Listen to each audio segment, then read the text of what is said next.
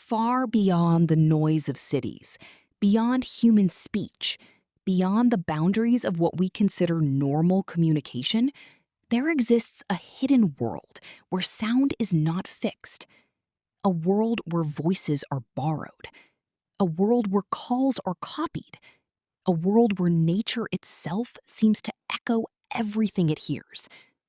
And in this world, some animals are not just speakers, they are imitators, masters of sound, living recorders of the environment around them. Imagine walking through a dense forest just after sunrise. The air is still cool, mist hangs between the trees. Everything feels calm, almost too calm. Then suddenly, you hear a sound, a clear bird call, sharp and precise. But something feels strange, because it is not just one sound, it is many sounds layered together. A chainsaw, a camera shutter, another bird call you have never heard before. And then, silence, as if the forest just paused to listen to itself. This is the world of animals that can imitate sounds, and some of them are so skilled they blur the line between nature and machine, between instinct and learning, between original and copy. Let's begin with one of the most astonishing sound mimics on Earth, the lyrebird. Deep in the forests of Australia, the lyrebird lives quietly most of the time. But when it decides to speak, it does not simply sing, it performs. During mating season, the male lyrebird builds a stage of sound. It stands proudly, tail feathers spread wide like a living musical instrument. And then it begins. First, the calls of other birds, perfectly copied. Then, something unexpected. A camera shutter, a car alarm, a chainsaw cutting through wood. Even human voices, distorted but recognizable. It does not just repeat these sounds randomly. It arranges them. It layers them. It turns the forest into a strange symphony of natural and artificial noise. Scientists believe this is not just entertainment, it is survival.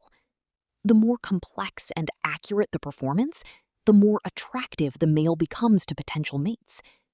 In other words, sound is power, and perfection is evolution. But the lyrebird is not alone.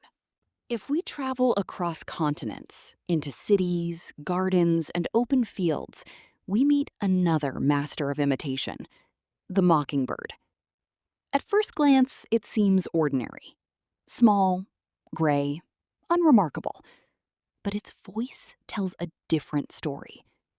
The mockingbird can copy dozens, sometimes hundreds of different sounds. Other birds, frogs, insects, car alarms, even human-made noises. But what makes the mockingbird truly fascinating is not just imitation. It is repetition. It repeats sounds over and over again, sometimes mixing them in ways that feel intentional, almost creative. In some places, people have reported hearing what sounds like a crying baby in the night, only to discover it was a mockingbird perched on a rooftop, practicing its endless library of sounds. And then there are parrots, perhaps the most famous sound imitators in the world. Parrots do not simply copy noise.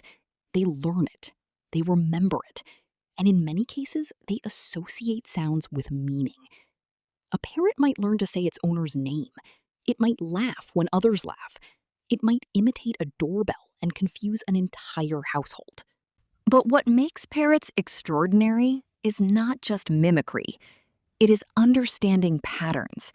They recognize context. They connect sound with events, food, attention, emotion. This makes them feel strangely close to humans, as if language itself is not unique to us, but something that can be shared across species. Now, imagine going deeper, into the ocean. into a world where sound travels faster than light ever could in darkness. Here lives another master of imitation, the dolphin. Dolphins live in a world where vision is limited, so sound becomes everything. Navigation, communication, identity. Each dolphin even has a unique signature whistle, like a name. But dolphins can also mimic other sounds, other animals, even human-made sonar signals from ships. For them, imitation is not just play, it is exploration, a way of mapping the world through sound, as if they are constantly asking, what else can this ocean sound like? And then we go somewhere even stranger, a creature that does not even belong to the same category of life as birds or mammals. The octopus. Some species, like the mimic octopus, do something almost unbelievable. They do not only imitate sound, but shape, movement, and behavior. They transform their body into different creatures. A sea snake, a lionfish, a flatfish. Each disguise is used for survival, because in the ocean, being recognized can mean being eaten. So the octopus does not fight. It becomes something else. And this raises a strange question. If an animal can change its voice, if it can change its appearance, if it can copy behavior, then what does it truly mean to have an identity?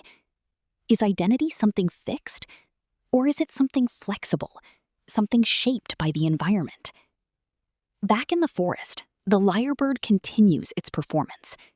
Not for humans, not for machines, but for survival and attraction.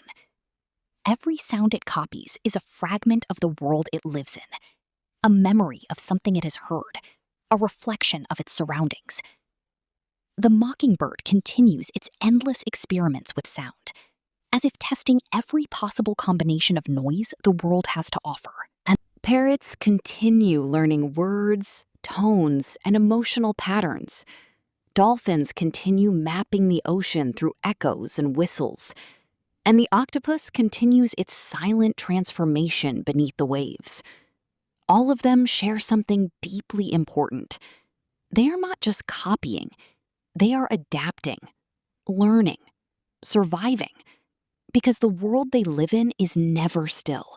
It changes constantly. And only those who can respond survive. And perhaps there is something quietly familiar about all of this, because even humans imitate too. We learn language by copying sounds. We learn behavior by watching others. We adapt to culture, environment, and emotion. Maybe imitation is not weakness. Maybe it is one of the oldest forms of intelligence, a way of saying, I see the world, I hear it, and I can become part of it. And somewhere deep in the forest, as night falls again, a small bird sings once more. But its song is not purely its own. It carries echoes of machines, of animals, of humans, of everything it has ever heard. The forest listens, and for a brief moment, the world seems to hear itself speaking back. Then, silence returns. Not empty silence, but a silence full of echoes, as if nature is remembering every sound it has ever made. And in that silence, one truth remains. In a world full of voices, sometimes the most powerful voice is the one that can become all of them.